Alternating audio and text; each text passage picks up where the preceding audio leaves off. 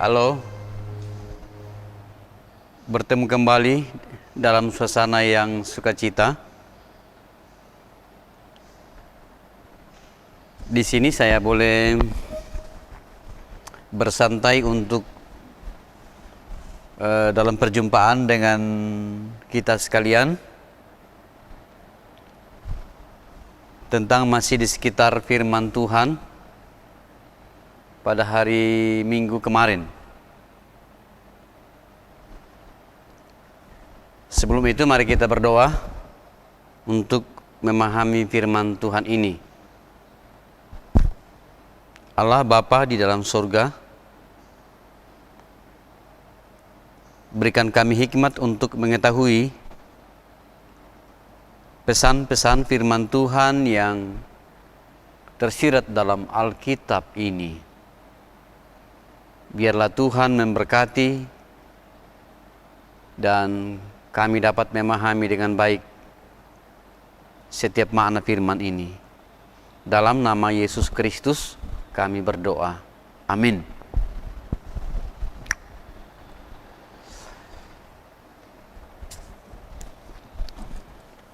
Cukup menarik untuk kita renungkan satu bagian firman Tuhan ini, masih di sekitar bahan membangun jemaat.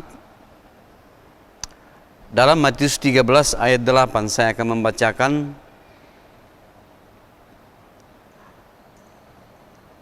Dan sebagian jatuh di tanah yang baik lalu berbuah.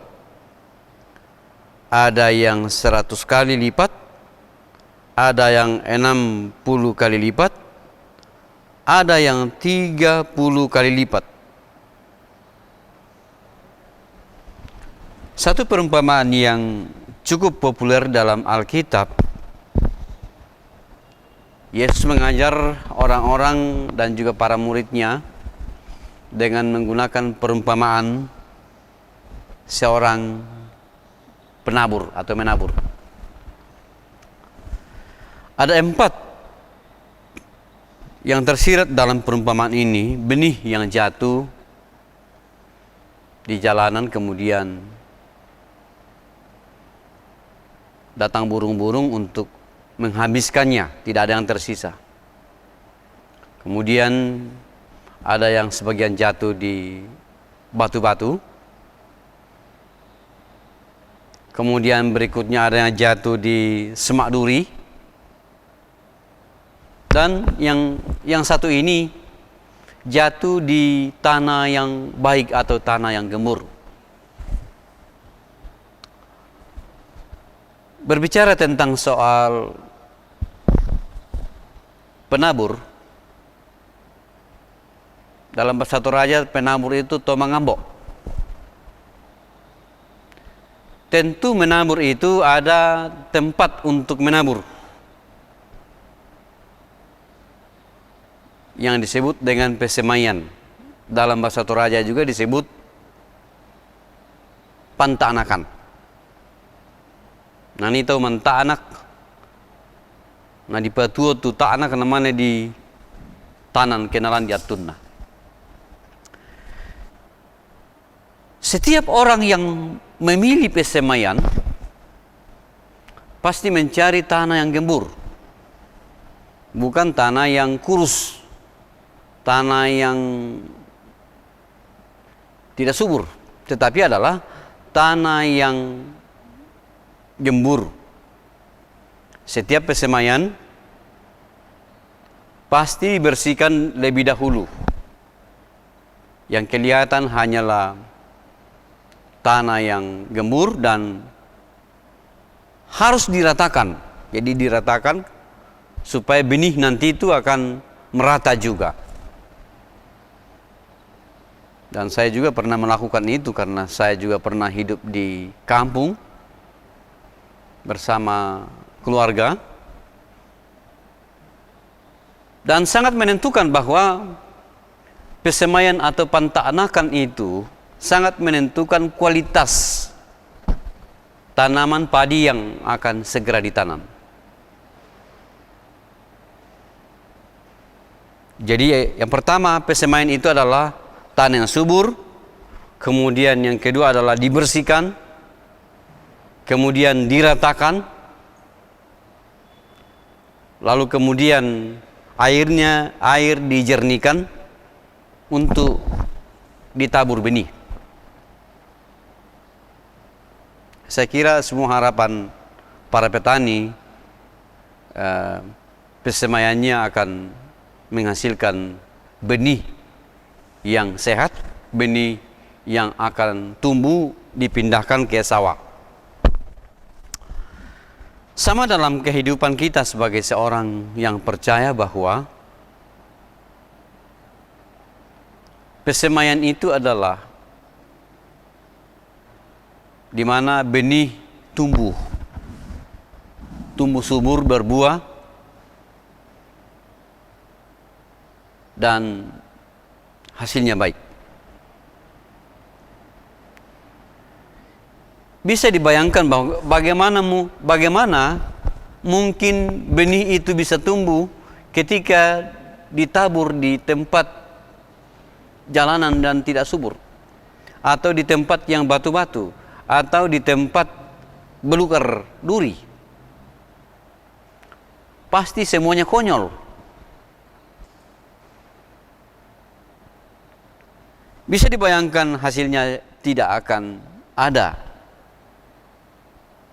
Begitulah cara penerimaan orang percaya menerima Injil, menerima kabar sukacita, menerima firman Tuhan itu.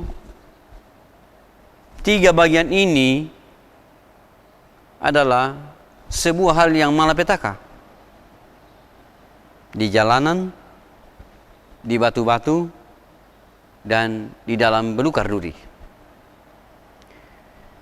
Tetapi satu hal ialah bahwa ketika jatuhnya di tanah yang subur, di persemaian, maka harapan kita ialah bahwa benih yang kita harapkan itu, yang akan ditanam di sawah, dipersiapkan untuk itu, adalah sebuah harapan yang baik.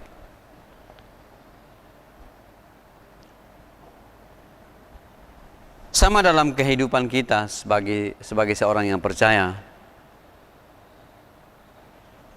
bahwa yang pertama-tama menjadi persemaian dalam hidup kita adalah diri kita sebagai tempat persemaian.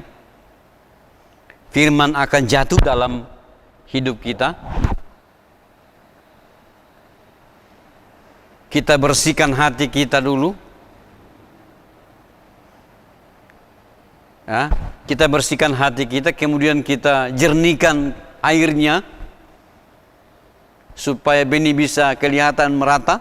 Kita ratakan tanahnya supaya benih juga merata. Sama dalam hidup kita.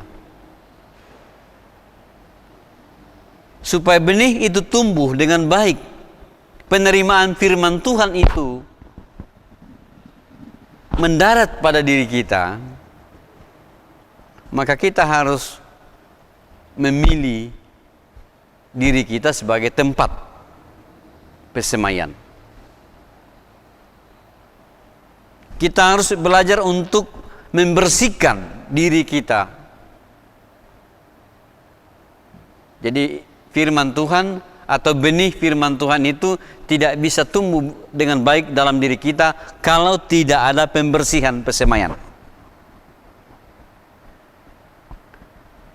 Demikian pun juga dengan firman tidak bisa akan tumbuh dengan baik dalam diri kita kalau tidak diratakan. Ya.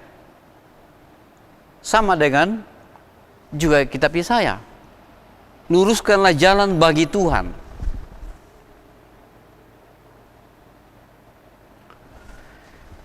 Dan kemudian airnya harus dijernihkan, ya, supaya kelihatan bahwa benih itu merata dalam hidup kita. Harus jernih pikiran kita, baru firman bisa berdaya guna bagi diri kita. Jadi perumpamaan persemaian ini, seorang penabur yang menabur di persemaian sebenarnya adalah gambaran daripada penerimaan kita sebagai seorang Kristen menerima firman dan melakukannya dalam hidup kita. Dan firman ini adalah benih yang harus tumbuh dalam diri kita sebagai seorang yang percaya. Kecuali kalau kita mau mengatakan bahwa seperti ketiga yang lain itu menabur benih di jalanan, datang burung-burung, habislah ia. Murtad lagi. Ketika benih itu dipraktekkan melalui jatuhnya di batu-batu, dengan datangannya kehidupan yang keras, maka tidak berdaya. Kemudian jatuhnya masuk di belukar, datang kekhawatiran dari dalam hidup kita, terhimpit oleh persoalan, kita ragu-ragu. Jadi mari kita melihat diri kita ini bahwa kita adalah tanah-tanah yang subur. Dan kita harus memulai dan harus mengatakan bahwa persemaian yang pertama pada diri kita adalah diri kita, kemudian yang kedua adalah rumah tangga keluarga kita, tempat persemaian. Jadi itu tanah dapat otak pantanakan dulu toh. Benih harus ditumbuhkan dalam diri kita dulu, dalam keluarga kita dulu, sehingga anak-anak kita bisa tumbuh. Keluarga kita bisa tumbuh dengan baik karena dimulai dari keluarga. Tidak mungkin kita akan bisa mengajar orang lain, tapi diri sendiri tidak. Tidak mungkin kita akan mengajarkan dan menegur keluarga-keluarga orang lain tanpa menegur diri kita. Ini banyak terjadi dalam kondisi sekarang ini.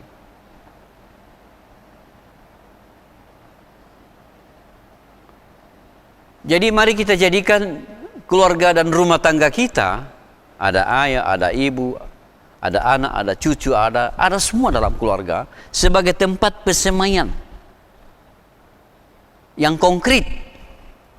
Persemaian yang begitu fokus. Di dalamnya adalah keluarga, yang di dalamnya adalah tumbuh benih-benih yang berkualitas, benih-benih iman dalam diri kita.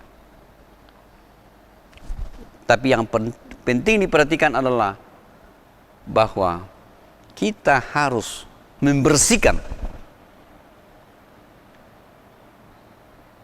persemaian itu, diri kita.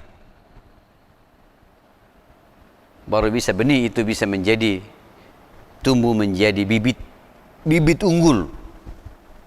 Dan saya mau katakan saudara-saudara bahwa orang Kristen, orang percaya adalah bibit unggul. Ya. Orang yang percaya adalah bibit yang diandalkan. Bisa tumbuh di mana-mana ketika ia dipindahkan.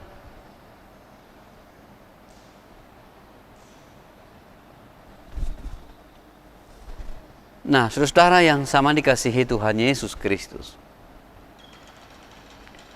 Demikian pun bahwa gereja adalah persemaian. Seperti kita jemaat Sion ini adalah sebuah persemaian yang cukup luas. Dan gereja harus menjadi contoh dan teladan menyampaikan kabar sukacita dan kerajaan Allah kepada dunia, kepada lingkungannya. Ketika gereja itu disebut sebagai persemaian atau pentanakan, berarti gereja ini adalah tanah yang subur, tanah yang baik, tanah yang gembur, padang lompo, dan harus diratakan.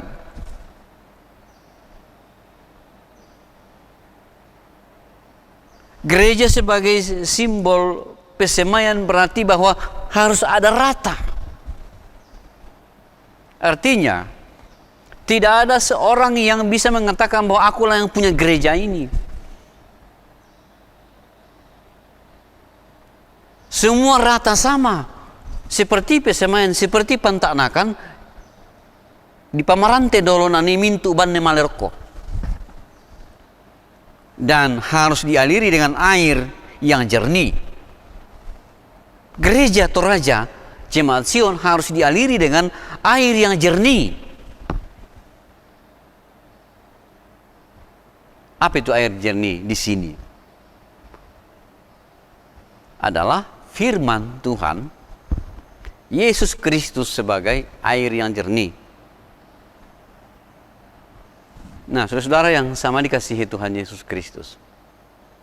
Hal yang terakhir saya mau sampaikan di sini, aplikasinya ialah bahwa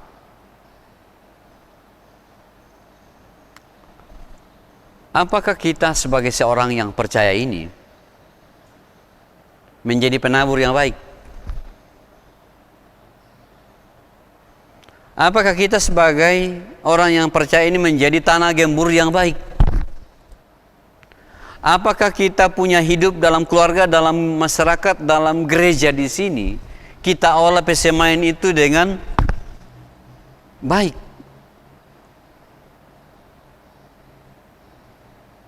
Lalu kemudian ditanam di tempat lain, dan kemudian tumbuh di tempatnya. Dan benih-benih ini akan tumbuh dan kemudian berbuah dengan baik, seperti perumpamaan yang disampaikan juga oleh Yesus, pokok anggur yang benar,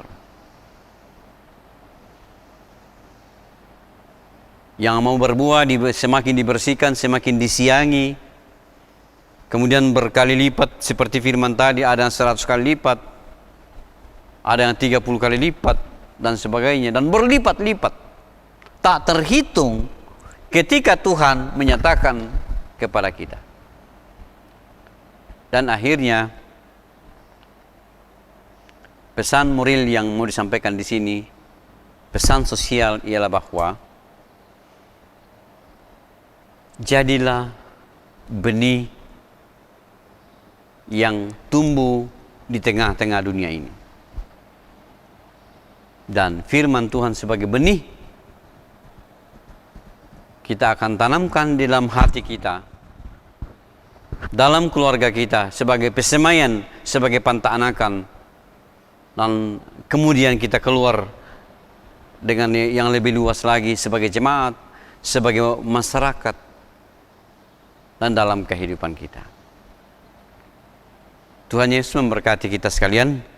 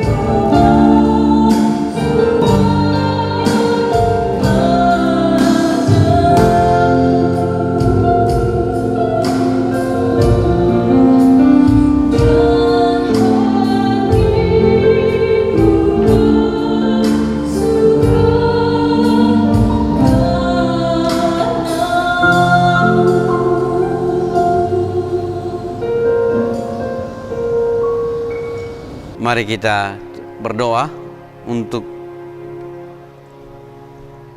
firman Tuhan ini, dan kita akan mendapatkan kekuatan di dalam Tuhan.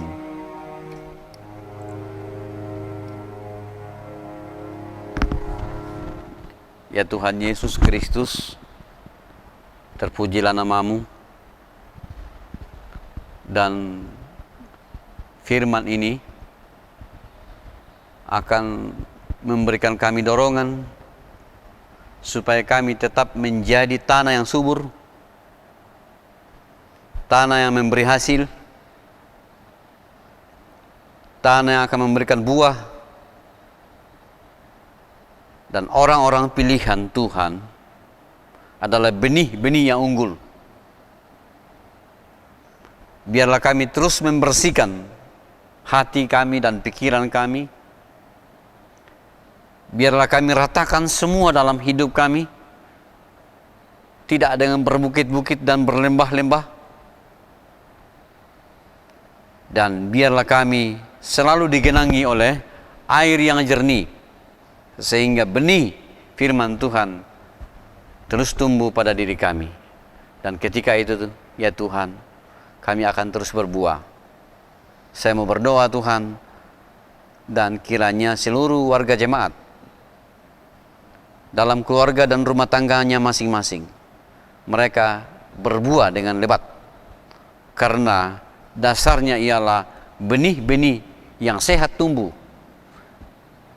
yang tumbuh di padang yang gembur. Ya Bapa, terpujilah nama-Mu. Haleluya. Amin. Terima kasih untuk semuanya.